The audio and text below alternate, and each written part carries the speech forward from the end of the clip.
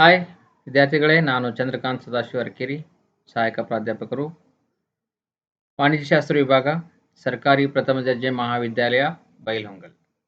ಮೈ dear students, ನೀವೆಲ್ಲ ತಿಳಿದಿರುವ ಹಾಗೆ ಈ ಕೊರೋನಾ ಮಹಾಮಾರಿಯಿಂದ ನಾವು ದೂರ ಉಳಿಬೇಕಾದ್ರೆ washing the hand, wear the mask, then social distancing, ಆಗಾಗ ಕೈ ತೊಳೆಯುವುದು, ಮಾಸ್ಕ್ ಅನ್ನು ಧರಿಸುವುದು ಮತ್ತು ಸಾಮಾಜಿಕ ಅಂತರವನ್ನು ಕಾಪಾಡಿಕೊಳ್ಳುವುದು ಇದು ಎಲ್ಲರ ಜವಾಬ್ದಾರಿಯಾಗಿದೆ. ಮತ್ತು ವಿದ್ಯಾರ್ಥಿಗಳಾದಂತಹ ನೀವು ನಿಮ್ಮ ನೆರೆಹೊರೆಯವರಿಗೆ ಮತ್ತು ನಿಮ್ಮ ಕುಟುಂಬದವರಿಗೆ ಇದರ ಬಗ್ಗೆ ಮುನ್ನೆಚ್ಚರಿಕೆಗಳನ್ನು ತಿಳಿಸುತ್ತಾ, ಇದರ ಬಗ್ಗೆ ಜ್ಞಾನವನ್ನು ಅವರಿಗೆ ತಿಳಿಸುತ್ತಾ, ನೀವು ಮತ್ತು ನಿಮ್ಮ ಕುಟುಂಬ ವರ್ಗದವರು ಎಲ್ಲರೂ ಆರೋಗ್ಯವಾಗಿ ಇದ್ದೀರಾ ಅಂತ ನಾನು ಆಶಿಸ್ತಾ, ಈಗಾಗಲೇ ನಾವು ನಮ್ಮ ಫಸ್ಟ್ ಸೆಷನ್ ಮತ್ತು second session principles and practice of auditing ಸಬ್ಜೆಕ್ಟ್ನ ಮೊದಲು ಮತ್ತು ಎರಡನೇ ಸೆಷನನ್ನು ಈಗಾಗಲೇ ನಾವು ಕಂಪ್ಲೀಟ್ ಮಾಡಿದ್ದೀವಿ. ಮತ್ತು ನೀವೆಲ್ಲ ವಿದ್ಯಾರ್ಥಿಗಳು ವಿಡಿಯೋವನ್ನು ನೋಡಿದ್ದೀರಿ ಮತ್ತು ಅದರಲ್ಲಿ ಡಿಸ್ಕಷನ್ ಮಾಡಿದಂಥ ಪಾಯಿಂಟ್ಸ್ಗಳನ್ನು ನೀವು ಅರ್ಥೈಸಿಕೊಂಡಿದ್ದೀರಿ ಅಂತ ತಿಳಿದುಕೊಳ್ಳುತ್ತಾ, ಇವತ್ತು ನಮ್ಮ ಮೂರನೇ ಸೆಷನನ್ನು ನಾವು ಸ್ಟಾರ್ಟ್ ಮಾಡೋಣ. ಮೂರನೇ ಸೆಷನ್ ಸ್ಟಾರ್ಟ್ ಮಾಡೋಕ್ಕಿಂತ ಮುಂಚೆ ಎರಡನೇ ಸೆಷನಲ್ಲಿ ನಾವು ಯಾವ್ಯಾವ ಪಾಯಿಂಟ್ಸನ್ನು ಡಿಸ್ಕಷನ್ ಮಾಡಿದ್ವಿ ಅಂತ ಒಂದ್ಸಲ ರೀಕ್ಯಾಪ್ ಮಾಡಿಕೊಂಡು ನಂತರ ನಮ್ಮ ಮೂರನೇ ಸೆಷನ್ ಡಿಸ್ಕಷನನ್ನು ಮಾಡೋಣ. So in our second session, we already discussed the primary and secondary objectives. What are the primary and secondary objectives? Then different types of errors. Then meaning of fraud. Then misappropriation of cash and goods. ಈ concept base ಮೇಲೆ ನಾವು already ನಮ್ಮ second ಸೆಷನಲ್ಲಿ discussion ಮಾಡಿದ್ದೀವಿ. ನಮ್ಮ third ಸೆಷನಲ್ಲಿ ನಾವು ಏನು discussion ಮಾಡ್ತಾ ಇದ್ದೀವಿ? The student will know the different types of audit in this session. So in this session we are discussing the types of audit. ಈ ಸೆಷನ್ ಔಟ್ಕಮ್ ಏನಪ್ಪ? ಟೈಪ್ಸ್ ಆಫ್ ಆಡಿಟ್ ಅನ್ನೋದು ಯಾವ ಟೈಪ್ಸ್ ಬರ್ತವೆ ಅದನ್ನೆಲ್ಲ ನೀವು ಈ ಸೆಷನಲ್ಲಿ ಕಲಿತೀರಿ. ನಂತರ advantages and disadvantages of different types of ಆಡಿಟನ್ನು ನೀವು ಕಲಿತೀರಿ. ಸೊ ನಾವು will discuss types of audit. The types of audit based on 5 main types. Under that we will find some other types also.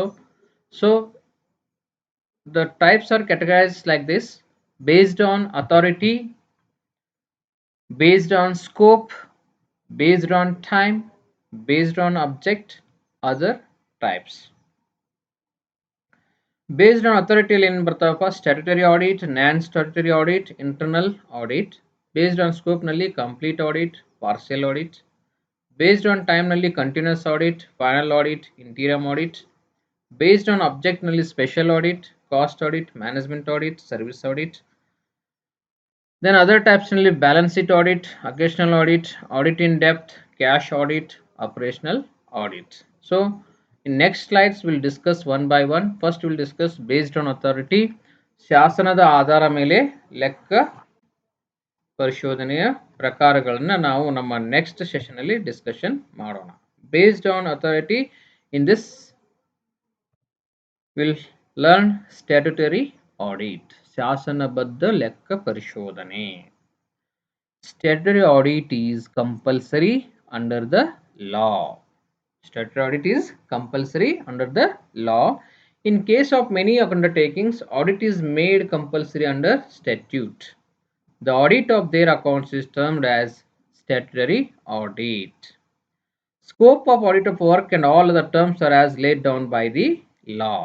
So, ಯಾವ ಕಂಪನಿಗಳು under law, under act establish ಆಗಿದ್ದಾವೆ, ಅವು as per the law compulsorily they has to go for the audit. For that audit you will call as a statutory audit.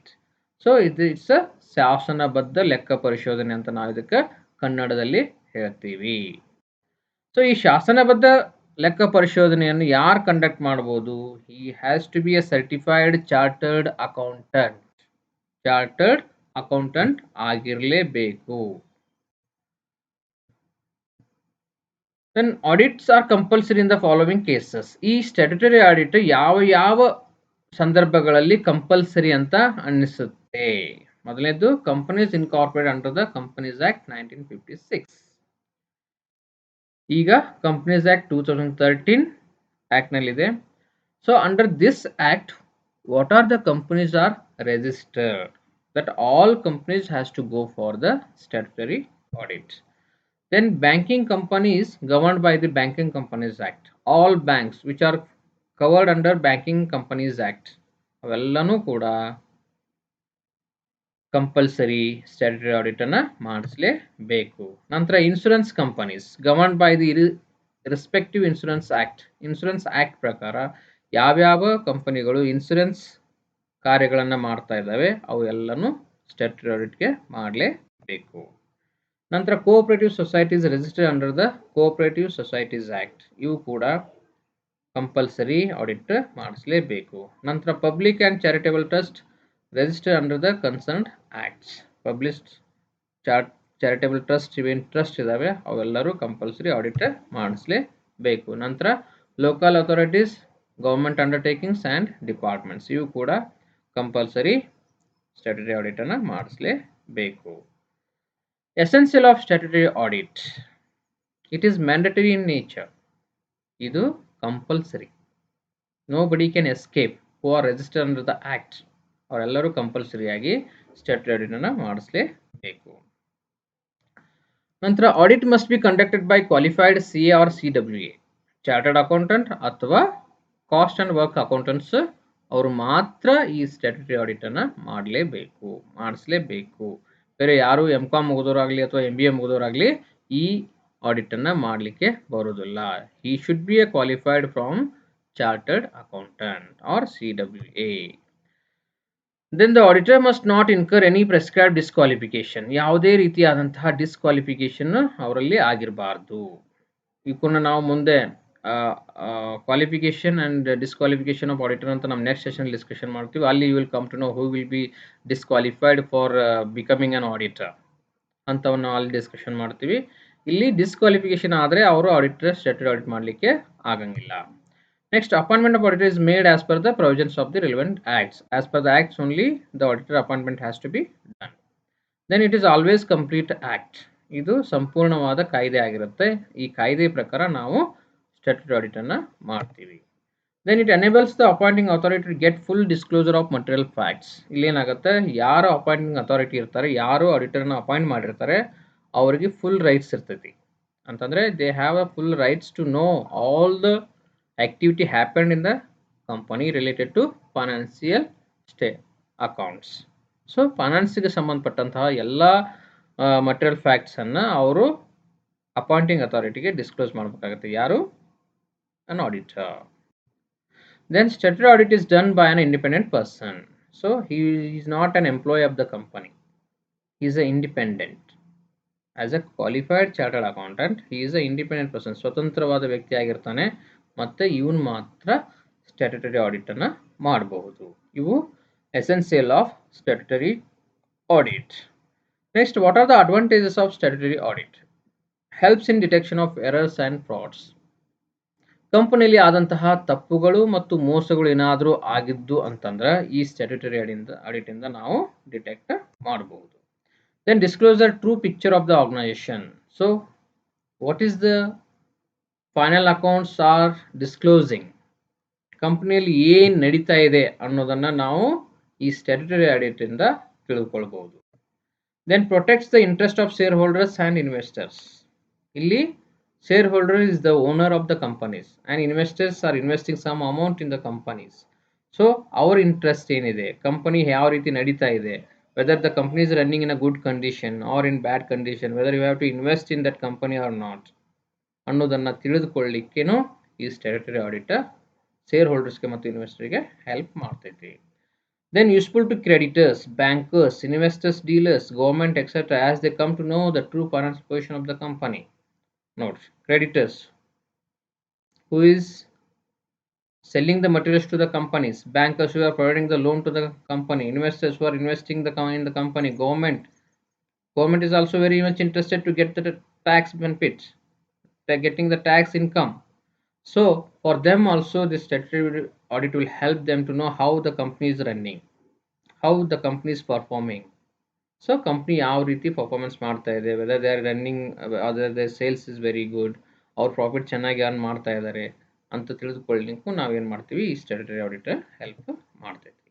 Then protects the interest of trustees, beneficiaries, cooperative societies, local authorities and government departments by critical examination of their accounts and records. So ಯಾವ್ಯಾವ ಕಂಪ್ನಿಯಲ್ಲಿ ಯಾವ್ಯಾವ ರೀತಿ ಜನ ಇರ್ತಾರೆ ಅವರಿಗೆ ಅನುಕೂಲವಾಗುವ ಹಾಗೆ ಅವರು ಆ ಕಂಪ್ನಿ ಬಗ್ಗೆ ತಿಳಿದುಕೊಳ್ಳಲಿಕ್ಕೆ ಇದು ಸ್ಟ್ಯಾಟ್ಯುಟರಿ ಆಡಿಟ್ ಹೆಲ್ಪ್ಫುಲ್ ಮಾಡುತ್ತೆ. Then second type is non-statutory audit. It is just opposite to the statutory audit. Okay. Non-statutory audit is voluntary audit. It is optional and not compulsory. ಇದು ಕಂಪಲ್ಸರಿ ಇರುವುದಿಲ್ಲ. ನಿಮಗೆ ಬೇಕಂದ್ರೆ ನೀವು audit ಮಾಡಿಸಬಹುದು, ಇಲ್ಲ ಅಂತಂದ್ರೆ ಇಲ್ಲ. There is no act for conducting this type of audit. It is carried at the discretion of the proprietor. Proprietor ಬೇಕಂದ್ರೆ ಮಾತ್ರ ಅವನು ಈ ಆಡಿಟ್ ಅನ್ನು ಮಾಡಿಸಬಹುದು. There is no specific law which governs the conduct of such audit. Terms and conditions of audit are determined as per the agreement made between the auditor and the owner. Whatever agreement is happened between the auditor and the owner, that according to that this audit can be done. ಇದಕ್ಕೆ ಸರ್ಕಾರದ ನಿಯಮಗಳಾಗಲಿ, ಕಂಪನಿಯ ಕಾಯ್ದೆಗಳಾಗಲಿ, banking ಕಾಯ್ದೆಗಳಾಗಲಿ, insurance ಕಾಯ್ದೆಗಳಾಗಲಿ ಯಾವುವು ಇದಕ್ಕೆ ಅನ್ವಯಿಸುವುದಿಲ್ಲ. Owner ಮತ್ತು auditor ಮಧ್ಯೆ ಏನು agreement ಆಗಿರುತ್ತೆ ಅದರ ಪ್ರಕಾರ ಇದು ಆಡಿಟ್ ಆಗುತ್ತೆ. ಮತ್ತೆ ಇದು ಕಂಪಲ್ಸರಿ ಅಲ್ಲ. ಓಕೆ, ಅದು ಸ್ಟ್ಯಾಟ್ಯುಟರಿ ಆಡಿಟ್, ಇದು ನಾನ್ ಸ್ಟ್ಯಾಟ್ಯುಟರಿ ಆಡಿಟ್. ಇದರಲ್ಲಿ 4 ಪ್ರಕಾರಗಳು ಬರ್ತವೆ. ಮೊದಲನೇದು private audit. The audit which is done for the satisfaction of the owner is called private audit. Private audit, ಖಾಸಗಿ ಲೆಕ್ಕ ಪರಿಶೋಧನೆ. ಫಾರ್ ಎಕ್ಸಾಂಪಲ್, ವಿದ್ಯಾರ್ಥಿಗಳೇ, ನಿಮ್ಮ ತಂದೆಯವರು ಯಾವುದಾದ್ರೂ ಒಂದು ಬಿಸ್ನೆಸ್ ಮಾಡ್ತಾ ಇದ್ದಾರೆ ಅಂತ ತಿಳ್ಕೊಳ್ಳಿ. ಸೊ ಅವ್ರಿಗೆ ಏನಾದರೂ ನಮ್ಮ ಬಿಸ್ನೆಸ್ಸಿಂದ ಈ ವರ್ಷದಲ್ಲಿ ಯಾವ ಲಾಭ ಎಷ್ಟಾಯಿತು ಅಥವಾ ಹಾನಿ ಆಯಿತಾ, ನಮ್ಮ ಸೇಲ್ಸ್ ಎಷ್ಟಾಗಿದೆ, ನಾವು ಪರ್ಚೇಸ್ ಎಷ್ಟು ಮಾಡಿದ್ದೀವಿ ಅಂತ ತಿಳಿದುಕೊಳ್ಬೇಕಾಗಿತ್ತು ಅಂತಂದರೆ ಅವ್ರೇನು ಮಾಡ್ತಾರೆ, they are appointing an auditor to know their performance, to know their business performance. ಅದಕ್ಕೆ ನಾವೇನು ಹೇಳ್ತೀವಿ, ಪ್ರೈವೇಟ್ ಆಡಿಟ್ ಅಂತ ಹೇಳ್ತೀವಿ. ಆಡಿಟ್ ಸೋಲ್ ಟ್ರೇಡಿಂಗ್ ಕನ್ಸರ್ನ್, ಏಕ ವ್ಯಕ್ತಿ ಒಡೆತನದ ವ್ಯಾಪಾರಿ ಸಂಸ್ಥೆಯ ಲೆಕ್ಕ ಪರಿಶೋಧನೆ. ಇಲ್ಲಿ ಕಂಪನಿ ಒಬ್ಬಂದೇ ಆಗಿರುತ್ತೆ, ಒಬ್ಬನೇ ಓನರ್ ಇರ್ತಾನೆ, ಅವನಿಗೂ ಆಡಿಟ್ ಮಾಡಿಸ್ಬೇಕು ಅಂತ ಅನಿಸಿದರೆ he can go for non-statutory audit. Then audit of the accounts of partnership firms, ಪಾಲುಗಾರಿಕ ಸಂಸ್ಥೆಯ ಲೆಕ್ಕ ಪರಿಶೋಧನೆ. ಇಲ್ಲಿ ಇಬ್ಬರು ಅಥವಾ ಹೆಚ್ಚು ವ್ಯಕ್ತಿಗಳು ಸೇರಿ ಯಾವುದಾದ್ರೂ ಒಂದು ಬಿಸ್ನೆಸ್ ಸ್ಟಾರ್ಟ್ ಮಾಡಿರ್ತಾರೆ ಅಥವಾ ಕಂಪ್ನಿ ಸ್ಟಾರ್ಟ್ ಮಾಡಿರ್ತಾರೆ ಸಣ್ಣ ಪ್ರಮಾಣದಲ್ಲಿ, which is not coming under companies act, ಅವರು ಕೂಡ ತಮಗೆ ಬೇಕಾದರೆ ನಾನ್ ಸ್ಟ್ಯಾಟ್ಯುಟರಿ ಆಡಿಟನ್ನು ಮಾಡಿಸ್ಬೋದು. ದೆನ್ ಆಡಿಟ್ ಆಫ್ ಟ್ರಸ್ಟ್ಸ್, ಧರ್ಮದರ್ಶಿ ವಿಶ್ವಸ್ತ ಸಂಸ್ಥೆಯ ಲೆಕ್ಕ ಪರಿಶೋಧನೆ. ಇವು ಸಾಮಾಜಿಕ ಸೇವೆಗಳನ್ನು ಮಾಡುವಂತಹ ಟ್ರಸ್ಟ್ ಆಗಿರ್ತವೆ. ಇವರು ಕೂಡ ತಮಗೆ ಬೇಕಾದರೆ ನಾನ್ ಸ್ಟ್ಯಾಟ್ಯುಟರಿ ಆಡಿಟನ್ನು ಮಾಡಿಸ್ಬೋದು. ಇವು ನಾನ್ ಸ್ಟ್ಯಾಟ್ಯುಟರಿ ಆಡಿಟ್ನಲ್ಲಿ ಬರ್ತಂತಹ 4 ಪ್ರಕಾರಗಳು. ಒಂದು ಪ್ರೈವೇಟ್ ಆಡಿಟ್, ಒಂದು ಆಡಿಟ್ ಸೋಲ್ ಟ್ರೇಡಿಂಗ್ ಕನ್ಸರ್ನ್, ಒಂದು audit of the accounts of partnership firms, then audit of trusts. Based on ಅಥಾರಿಟಿಯಲ್ಲಿ 3ನೇ type, that is internal audit. Internal audit, ಆಂತರಿಕ ಲೆಕ್ಕ ಪರಿಶೋಧನೆ. My dear students, some students are confused. Internal audit ಮತ್ತು interim audit meaning ಎರಡು same ಅಂತ ತಿಳ್ಕೊಂಡಿರ್ತಾರೆ. Internal audit is different, interim audit is different. ಆಂತರಿಕ ಲೆಕ್ಕ ಪರಿಶೋಧನೆ ಮತ್ತು ಮಧ್ಯಂತರ ಲೆಕ್ಕ ಪರಿಶೋಧನೆ. ಮಧ್ಯಂತರ ಲೆಕ್ಕ ಪರಿಶೋಧನೆನ ನಾವು ಮುಂದಿನ ಸೆಷನ್ನಲ್ಲಿ ಡಿಸ್ಕಷನ್ ಮಾಡೋಣ. ಅದಕ್ಕಿಂತ ಮುಂಚೆ ನಾನು ವಿದ್ಯಾರ್ಥಿಗಳಿಗೆ ಕನ್ಫ್ಯೂಸ್ ಆಗುವಂತಹ ಮ್ಯಾಟರ್ ಇಲ್ಲಿ ನನಗೆ ಅನಿಸ್ತು, ಅದಕ್ಕೆ ನಾನು ಹೇಳ್ತಾ ಇದ್ದೀನಿ. Internal audit is different, interim audit is different. Okay, ಇಲ್ಲಿ ನಾವು ಇಂಟರ್ನಲ್ ಆಡಿಟ್ ಆಂತರಿಕ ಲೆಕ್ಕ ಪರಿಶೋಧನೆ ಬಗ್ಗೆ ಡಿಸ್ಕಷನ್ ಮಾಡೋಣ. The Institute of Internal Auditors has defined internal audit as: internal audit is the independent appraisal activity within an organization for the review of the accounting, financial and other operations as a basis for protective and constructive service to the management. ಇಲ್ಲಿ management ದವರು ಏನು ಮಾಡ್ತಾರೆ, regular ಆಗಿ ತಮ್ಮ company ಯಾವ ರೀತಿ ಕೆಲಸ ಮಾಡ್ತಾ ಇದೆ, how the transactions are going to be happen in the company ಅನ್ನೋದನ್ನು ತಿಳಿದುಕೊಳ್ಳಲಿಕ್ಕೆ the management is appointing the internal auditors. It is a type of control which functions by measuring and evaluating the effectiveness of other types of control. So, to have a better control on accounts, and regular checking, the management has decided to appoint an internal auditor. Internal auditor may be a employee also.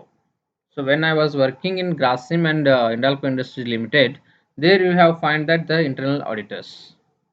There is an employee who is doing the audit functions only. He is to go some departments and he is to do some audit work. So ಇದರಿಂದ ಏನಾಗುತ್ತೆ, the employees who are working in the company, they will be more alert. Regular ಆಗಿ audit ಆಗುತ್ತೆ, internal auditor ಬಂದು check ಮಾಡ್ತಾರೆ, ನಂತರ statutory auditor ಆಗುತ್ತಂತೆ ಅಂತ ತಿಳ್ಕೊಂಡು ಏನು ಮಾಡ್ತಾ ಇರ್ತಾರೆ ಇವರು, ಕಂಪಲ್ಸರಿ ಮ್ಯಾನೇಜ್ಮೆಂಟ್ ಅವರು ಆಡಿಟ್ ಅವಾಗಿಂದ ಅವಾಗ ಮಾಡಿಸ್ತಾ ಇರ್ತಾರೆ. So this is called as an internal audit. What are the characteristics of internal audit? ಇದರ ಗುಣಲಕ್ಷಣವೇನು? Internal audit is a system of audit by the internal auditor who is an employee of the organization. So internal auditor is an employee of the organization. Then the system of internal audit has got an independent status in the organization. So they are only doing whatever, who is the employee of the company who has become an internal auditor of that company, his act is to do only auditing. ಯಾವ ಡಿಪಾರ್ಟ್ಮೆಂಟಿಗೆ, for example purchase department ಇರ್ಬೋದು, sales department ಇರ್ಬೋದು, account department ಇರ್ಬೋದು, ಆ ಡಿಪಾರ್ಟ್ಮೆಂಟಿಗೆ ಹೋಗಿ is to do only audit activity, not any other things. So the system of internal audits has got an independent status in the organisation. ಅವರು ತಮ್ಮದೇ ಆದಂತಹ ಒಂದು ಡಿಪಾರ್ಟ್ಮೆಂಟ್ ಇರುತ್ತೆ, ಆಡಿಟಿಂಗ್ ಡಿಪಾರ್ಟ್ಮೆಂಟ್ ಅಂತೇಳಿ.